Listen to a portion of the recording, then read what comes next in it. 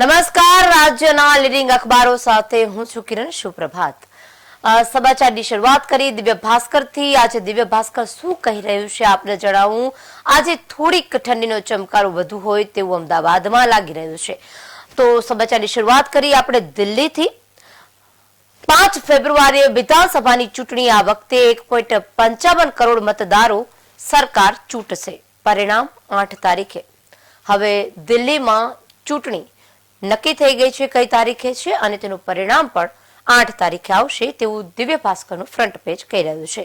તો આપને જણાવી દઉં કે 70 વિધાનસભા સીટો, બહુમત 36 પર હવે દિલ્હીનો વારો છે અને 5 ફેબ્રુઆરીએ વિધાનસભાની ચૂંટણી છે. આ વખતે 1.55 કરોડ મતદારો સરકાર ચૂંટશે અને પરિણામ 8 તારીખે આવશે. 8 તારીખે દૂધનું દૂધ અને પાણીનું પાણી થઈ જશે.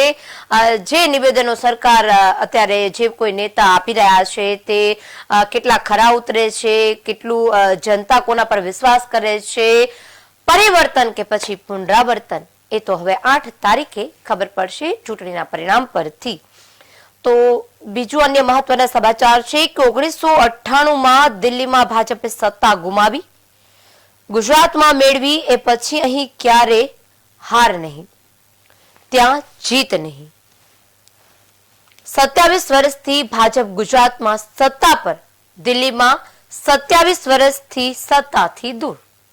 એટલે મેં પહેલા જ કહ્યું કે હવે આ વખતે, કારણ કે જનતા છે તે શું કરે છે, કોને મત આપે છે, કોને નથી આપતું, એ તો હવે પરિણામ બતાવશે. કારણ કે અગાઉ ગમે તેટલા નેતાઓ પોતાનું એડી ચોટીનું જોર લગાવે, ગમે તેટલી જે તે સરકાર હોય ત્યાંની હોય કે પછી અન્ય રાજ્યોની હોય કે જે તે વખતની હોય, એ સરકાર પણ કશું નથી કરી શકતી. ગમે તેટલી જનતા જો ઈચ્છશે તેને જ અત્યારે પરિણામ આપી શકશે. એટલે હવે જોવાનું કે દિલ્હીમાં પરિવર્તન કે પુનરાવર્તન. પરંતુ અહીંયા ગુજરાત અને દિલ્હીની જે સરખામણી કરવામાં આવી છે તેમાં કહેવામાં આવ્યું છે કે 27 વર્ષથી ભાજપ ગુજરાતમાં સત્તા પર અને દિલ્હીમાં 27 વર્ષથી દૂર. ખરી વાત છે. 1998માં દિલ્હીમાં ભાજપે સત્તા ગુમાવી, 1998 ની વાત છે, અને ગુજરાતમાં મેળવી, એ પછી અહીં ક્યારે હાર નથી થઈ એ આપણે જાણીએ છીએ. કારણ કે ગુજરાત છે તે ભાજપનો ગઢ ગણવામાં આવે છે અને ક્યારેય અત્યારે રેકોર્ડ બ્રેક છે અને ક્યારેય જે બહુમતી સાથે નથી આવ્યું તેવું બન્યું નથી. પરંતુ ત્યાં જીત પણ નથી, એ પણ ચોક્કસ સ્પષ્ટપણે છે. ત્યારે હવે આ વખતે શું ગણિત છે તે જોવાનું. કારણ કે આ વખતે જે લોકસભાની ચૂંટણી હતી તેમાં પણ આપણે જોયું કે ઘણા બધા પરિવર્તનો થયા. જ્યાં ધાર્યા હતા ત્યાં પરિણામ ન આવ્યા, જ્યાં ન ધાર્યા હતા ત્યાં પરિણામ દેખાયા. એટલે હવે જોવાનું કે આ હાર જીતમાં, કારણ કે હવે માત્ર બે દ્વિપાખ્યો નથી પરંતુ ત્રિપાખ્યો જંગ છે તે ખેલાઈ રહ્યો છે. એક તરફ ભાજપ એડી ચોટીનું જોર લગાવી રહી છે દિલ્હીમાં, બીજી તરફ કોંગ્રેસ છે તે જોર લગાવી રહી છે, ત્રીજી તરફ આપ તો છે જ અને તે પણ અત્યારે એડી ચોટીનું જોર લગાવી રહી છે. એટલે કે આ ત્રિપાખ્યો જંગ જે ખેલાવાનો છે દિલ્હીમાં, અને આ ત્રિપાખ્યા જંગ વચ્ચે દિલ્હીમાં 8 તારીખે શું પરિણામ આવે છે તેના પર સૌ કોઈની નજર રહેશે. તો નવી દિલ્હીમાં મંગળવારે દિલ્હી વિધાનસભાની ચૂંટણી જાહેરાત કરવામાં આવી અને કુલ જે 70 સીટો પર 5 ફેબ્રુઆરીએ મતદાન અને 8 ફેબ્રુઆરીએ પરિણામ જાહેર થઈ જશે. 12 સીટ અનામત છે. ઈવીએમ હેક આરોપ પર સીઈઓએ કહ્યું છે કે કોર્ટે 42 વખત કહી ચૂકી છે કે ઈવીએમ હેક થઈ શકતા નથી. આજે કોઈ દાવો કરતા હોય કે ઈવીએમ હેક થાય છે, નાના પર ખોટું કરવામાં આવ્યું છે અને ખોટી રીતે જીત મેળવી છે, આ તમામ બાબત હવે ખોટી છે. કારણ કે હાઈકોર્ટે કહી દીધું છે કે આ જે ઈવીએમ છે તે હેક થઈ શકતા નથી. અમે દરેક વિધાનસભાના ક્ષેત્રમાં 5 વીવીપેટની ગણતરી કરીએ છીએ. એટલે કે હવે જે કોઈ પક્ષ જીતીને આવશે તે ખરેખર જે છે તે ઈમાનદારીથી જીતીને આવશે, તેના પર શંકાને સ્થાન કરવાનું કોઈ વખત નથી. એટલે કોઈ કરશો નહીં તેવું કહેવાય રહ્યું છે. અમે દરેક વિધાનસભા ક્ષેત્રના 5 વીવીપેટની ગણતરી કરીએ છીએ. અત્યાર સુધી 67,000 વીવીપેટ તપાસી ચૂક્યા છીએ. પરિણામ મામલે કોઈ વિસંગતતા મળી નથી. સરકાર જે કરી રહી છે, જે ચૂંટણી પંચ કરી રહ્યું છે તે ક્યાંક સાચું જ હશે અને જે કાંઈ ઈવીએમમાં ગોટાળા થાય છે આવી તમામ બાબતો વહેતી થતી હોય છે, ચૂંટણી આવતી હોય છે અને જે લોકોને એમ લાગતું હોય કે હવે આ વખતે મત ઓછા આવવાના છે, જે તે પક્ષને તે ક્યાંક આવા દાવા કરવાના શરૂ કરતા હોય છે, પરંતુ અહીંયા સ્પષ્ટપણે કહી દીધું છે સીઈઓએ કે આરોપ પર સીઈઓએ કહ્યું છે કે 42 વખત કહી ચૂક્યા છે અને હવે 43મી વખત પણ કહી ચૂક્યા છે કે ઈવીએમ હેક થઈ શકતા નથી, એટલે હવે એ વાત કરવી નહીં. તો નોમિનેશન 10 થી 17 જાન્યુઆરી, ફોર્મ પરતની તારીખ છે તે 20 જાન્યુઆરીએ છે. જો કોઈને ફોર્મ ભર્યા પછી પરત ખેંચવું હોય તો તે માત્ર 20 જાન્યુઆરી સુધી પરત ખેંચી શકશે. મતદાન 5 ફેબ્રુઆરીએ યોજાવાનું છે અને 8 ફેબ્રુઆરીએ તેનું પરિણામ. તો 2020ના પરિણામ: પાર્ટી આપ સીટ 62, વોટ 53.8%. આ દિવ્ય ભાસ્કરનું ફ્રન્ટ પેજ હું વાંચી રહ્યું છું અને આપ સાંભળી રહ્યા છો. આપ 62 સીટ લીધું હતું અને ત્યારબાદ 53.8 વોટ. ભાજપને 0.8, 38.7 વોટ મળ્યા હતા. કોંગ્રેસને તો 0-0 હતું, સુપડા ઝાટકી નાખ્યા હતા, 4.3 હતું. ત્યારે ગત ચૂંટણીમાં 1.43 કરોડ મતદાર હતા, ત્યારે 64.5 વોટિંગ થયું હતું. આ વખતેની દિલ્હીની ચૂંટણી કંઈક અલગ જ હશે, અલગ જ મજા હશે, કારણ કે દિલ્હીમાં ઘણા બધા દાવા લોકો કરી રહ્યા છે. હવે જોવાનું કે ખરેખર દિલ્હીની જનતા છે તે હવે ફરી પુનરાવર્તન ઈચ્છે છે કે પરિવર્તન ઈચ્છે છે, કારણ કે જનતાએ ઘણા ચડાવ ઉતાર જોઈ લીધા છે. આપણે પણ જોયા છે દિલ્હીમાં. દિલ્હીવાસીઓ શું કરી રહ્યા છે તે હવે જોવાનું કે હવે આ એક બાજુ તો અત્યારે ઠંડી તો દિલ્હીમાં છે જ અને બીજી તરફ ચૂંટણીનું વાતાવરણ ગરમ છે, એટલે અત્યારે દિલ્હીમાં જે ત્રિપાંખ્યો જંગ ખેલાઈ રહ્યો છે તેની ખરી મજા 5 ફેબ્રુઆરીએ આવવાની છે અને ત્યારબાદ 8 ફેબ્રુઆરીએ તેનું પરિણામ, જેની સૌ કોઈ રાહ જોઈ રહ્યા છે. તમને વાત વિસ્તારથી કરું કે ગુજરાતમાં સતત 6 ચૂંટણીથી ભાજપનો વિજય છે. હવે આ દિલ્હીની ચૂંટણી છે અને ગુજરાતને પણ આપણે યાદ કરી લઈ તો વર્ષ 1998માં 2002 ભાજપ કેશુભાઈ નરેન્દ્ર મોદી મુખ્યમંત્રી અને 2002 થી 2014માં ભાજપમાં નરેન્દ્ર મોદી આવ્યા હતા સરકાર લઈને. 2014 થી 2016માં ભાજપમાં આનંદીબેન પટેલનું રાજ રહ્યું. 2016 થી 2021માં ભાજપમાં પૂર્વ સીએમ વિજય રૂપાણી રહ્યા, જે અત્યારે પાછા રેસમાં છે. 2021 થી ચાલુ ભાજપ અત્યારે છે અને ભૂપેન્દ્ર પટેલ અત્યારે સત્તા ચલાવી રહ્યા છે. તો દિલ્હીની પણ નજર કરી લે, તેનું પણ વિસ્તારથી માહિતી આપેલી છે. દિલ્હીમાં છેલ્લી 7 ચૂંટણીના પરિણામ આપેલા છે, જેમાં વર્ષ 1993 થી 1998માં ભાજપ મુખ્યમંત્રી મદનલાલ, સાહેબસિંહ અને સુષ્મા સ્વરાજ હતા. જેમાં 1998 થી 2013માં કોંગ્રેસ હતું અને શીલા દીક્ષિત હતા, તે 3 વખત રહ્યા હતા. શીલા દીક્ષિતનો જે કાર્યકાળ હતો તે દિલ્હીવાસીઓને અનુકૂળ હતો અને સરકાર પણ સરસ ચાલતી હતી. 2013 થી 2024માં આપ કેજરીવાલ છે તે 3 વખત અને સપ્ટેમ્બર 2024 થી આપ આતિશી માલેના, એટલે અત્યારે જે આતિશી જે છે તે સરકાર ચલાવી રહી છે, આપણે જોઈ રહ્યા છીએ. અને યુપીમાં 15 વર્ષ સત્તાથી દૂર હતો ભાજપ. મેં તમને પહેલા જ કહ્યું કે જે આ વખતેના પરિણામ હતા કંઈક અલગ જ હતા, દરેક જગ્યાએ અલગ હતા. આપણે ધાર્યું ત્યાં પરિણામ ન આવ્યું. ગુજરાતને જ જોઈ લો, ગુજરાતમાં 26 સીટનું વિધાનસભામાં દાવો કરતા હતા, પરંતુ 25 આવી. એટલે જનતા ક્યારે બગડે છે, ક્યારે કોને વોટ આપે છે, ક્યારે કોના સમર્થન આપે છે તે કંઈ નક્કી નથી હોતું, પરંતુ જ્યારે પરિણામ આવે ને ત્યારે જ નક્કી થાય. 1997 થી 2002 સુધી ઉત્તર પ્રદેશમાં ભાજપની સરકાર રહી, પછી 15 વર્ષ સુધી સત્તામાં ના આવ્યા. 2017માં યોગી આદિત્યનાથ સીએમ બન્યા. ઉત્તર પ્રદેશે પણ ઘણું કહી દીધું હતું લોકસભાની ચૂંટણીમાં, તેના પરિણામો પણ ઘણા ખરા આપણે ધાર્યા અણધાર્યા આવ્યા હતા. એટલે સરેરાશ 18% સ્વિંગ વોટર્સ જ નક્કી કરે છે કે દિલ્હી પર કોણ રાજ કરશે. આવી રીતે સમજાવવામાં આવ્યું છે કે સરકાર રચવામાં સ્વિંગ વોટની ભૂમિકા હોય છે. 3 લોકસભા ચૂંટણીમાં ભાજપ એકતરફી જીતી રહ્યો છે. આપ વિધાનસભાની ચૂંટણીમાં લગભગ એટલા જ વોટ મેળવીને એકતરફી જીતી રહી છે જેટલા ભાજપને લોકસભામાં મળે છે. વિધાનસભામાં 10% વોટ મળી નથી શક્યા.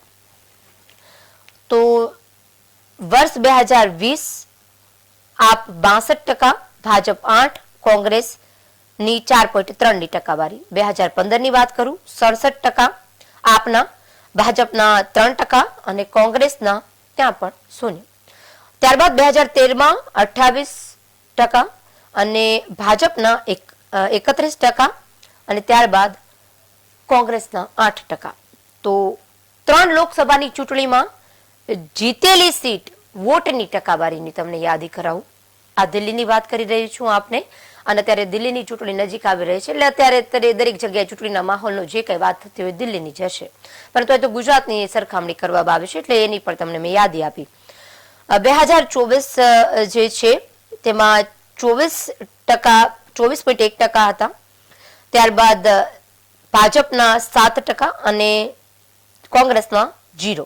ત્યારબાદ 2019માં 18 અને 7% ભાજપના અને 0 કોંગ્રેસના. 2014માં 0% આપના હતા અને ભાજપના 4% હતા. અહીંયા ફરી ભાજપ આગળ હતું અને 0% કોંગ્રેસના હતા.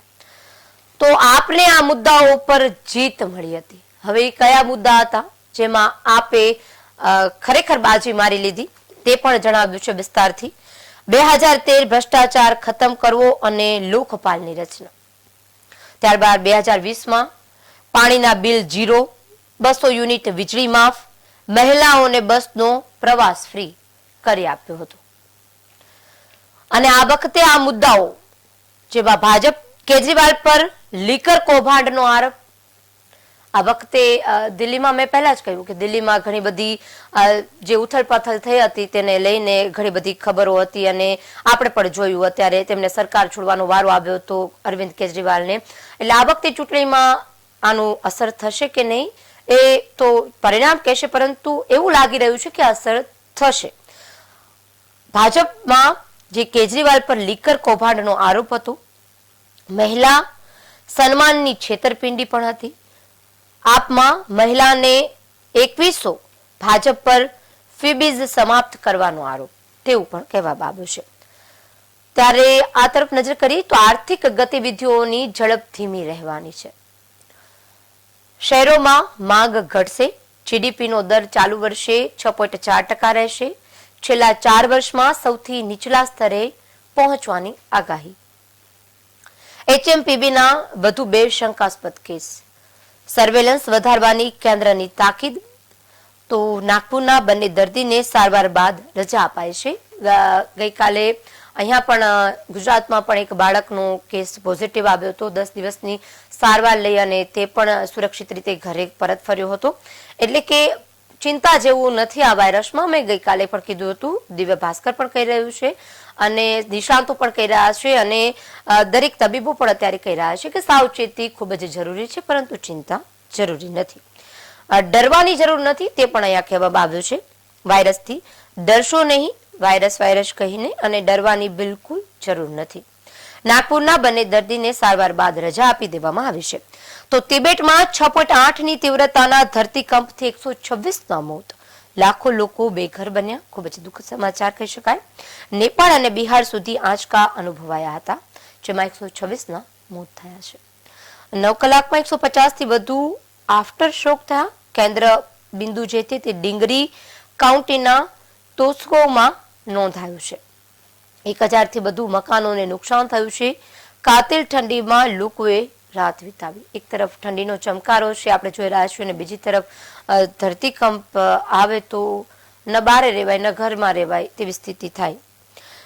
કેન્દ્રીય ગૃહમંત્રી અમિત શાહે ભારત પોર્ટલ લોન્ચ કર્યું. દિલ્હીમાં રાષ્ટ્રીય સ્મૃતિ સ્થળ પર પ્રણવ મુખર્જીનું સ્મારક બનશે. તો સમજાતીય લગ્ન અંગેની સમીક્ષા અરજી પર 9મીએ એસસીએ સુનાવણી આપી. ગાંધી બાપુએ 1918માં સંગમમાં ડૂબકી લગાવી હતી. 1942ના કુંભમાં અંગ્રેજોમાં ડરને કારણે પ્રયાગ આવતી ટ્રેન બસ બંધ કરાવી હતી. તેનો લેખ આપવામાં આવ્યો છે, ખૂબ જ સરસ છે. ધનંજય ચોપડા પ્રયાગરાજથી તેવું લખવામાં આવ્યું છે, તેમના જે તેનું નામ. આગળ વાત કરી સમાચારમાં. શેર બજારમાં નફો રડો. સોશિયલ મીડિયા પરની ભ્રામક જાહેરાતો જોઈ 3 માસમાં 40 લોકોએ 41 કરોડ ગુમાવ્યા. રોકાણકારો અત્યારે બધી બાજુથી રોઈ રહ્યા છે. પછી તે ગુજરાતના હોય કે પછી સમગ્ર વિશ્વના હોય કે પછી ભારતના હોય, અત્યારે રોકાણ કરવું અઘરું થયું છે. મહત્વનું પણ છે અને અઘરું પણ છે. તો શેર બજારોમાં નફો રડો. સોશિયલ મીડિયા પરની ભ્રામક જાહેરાતો જોઈ 3 માસમાં 40 લોકોએ 41 કરોડ ગુમાવ્યા છે. વિશ્વાસ કરો પણ આંધળો નહીં, તે અહીં કહેવામાં આવ્યું છે. આ તો જનરલ વાત છે, પરંતુ ખરેખર જ્યારે વ્યક્તિ રોકાણ કરે છે અને કોઈ વ્યક્તિગત રીતે કોઈનું રોકાણ કરેલું હોય અને એમાં તમને લાલચા આપીને રોકાણ કરાવતા હોય છે, તેમાં તો ખરેખર રોવાનો જ વારો આવતો હોય છે. કદાચ 100%માંથી 10% એવા લોકો હશે જેને ખરેખર વ્યાજ વ્યવસ્થિત રીતે મળી જતું હશે અને તેમણે રોકાણ કર્યું હશે, એમને સંતોષ હશે. પરંતુ અમુક લોકોને તો ખરેખર રોવાનો વારો આવે છે. પરંતુ અહીં શેર બજારમાં નફો રડો અને સોશિયલ મીડિયા પરની ભ્રામક જાહેરાતો જોઈ અને 3 માસમાં 40 લોકોએ 31 કરોડ ગુમાવ્યા. સોશિયલ મીડિયાની વિશ્વસનીયતા અને કોઈનું નિયંત્રણ નહીં હોવાનું સાયબર ગઠિયા ભરપૂર લાભ ઉઠાવે છે. સાયબર ક્રાઇમ દિવસે ને દિવસે વધી રહ્યું છે. ક્રાઇમ છે તે ક્રાઇમ કરી રહ્યા છે, પરંતુ ક્રાઇમ જેના પર કરવામાં આવે છે તે લોકો કેટલા છેતરાઈ રહ્યા છે તે મુદ્દો છે. ઘણી વખત સરકાર જાહેરાત આપે છે, ઘણી બધી સોશિયલ મીડિયામાં તેવી અફવાઓ છે, તેવી પણ જાહેરાતો ઘણી આવતી હોય છે, પણ ખબર નહીં લોકોમાં એ અવેરનેસ નથી કે શું છે. આડેધડ લોકો જે રીતે લોકો પર વિશ્વાસ કરી રહ્યા છે અને પોતાની ઘણા બધા લોકો એવા છે કે જે પોતાની આખા જીવન જે જીવન પૂંજી છે તેના પર લગાવી દેતા હોય છે અને અંતે પછી રોવાનો વારો આવતો હોય છે. જાહેરાતો જોઈ અને તરત વિશ્વાસ ન કરો, કારણ કે પછી જે અર્થવ્યવસ્થા જીવનમાં કથળે છે તે તમારી જ નહીં, પરંતુ પાછળ જે ફેમિલી છે તે લોકોની પણ કથળતી હોય છે. નિર્ણય તમે લ્યો છો પણ ભોગવવું તમારા ફેમિલીને પડતું હોય છે. એટલે મહેરબાની કરી અને જાહેરાતો જે આવે છે તેનો વિશ્વાસ ન કરો. કૌભાંડો જુઓ અને સમજો કે ખરેખર ક્યાં રોકાણ કરવું જોઈએ. રોકાણ કરવું મહત્વનું છે. આજની જે આ લાઈફ છે, મોંઘવારી છે, પરંતુ યોગ્ય જગ્યાએ કરવું તે પણ મહત્વની બાબત છે. તો HMPVના તમામ કેસના જીનોમ ટેસ્ટ થશે. વાયરસ ચીન જેવો છે કે નહીં તે ચેક કરાશે. 2 માસના બાળકને ચેપના રિપોર્ટ મુદ્દે સરકારને અંધારામાં રાખવા બદલ હેલ્થ અધિકારીનો ઉધડો. દિવસભર 10 થી 12 કિલોમીટરની ઝડપે ઠંડા પવન ફૂંકાયા.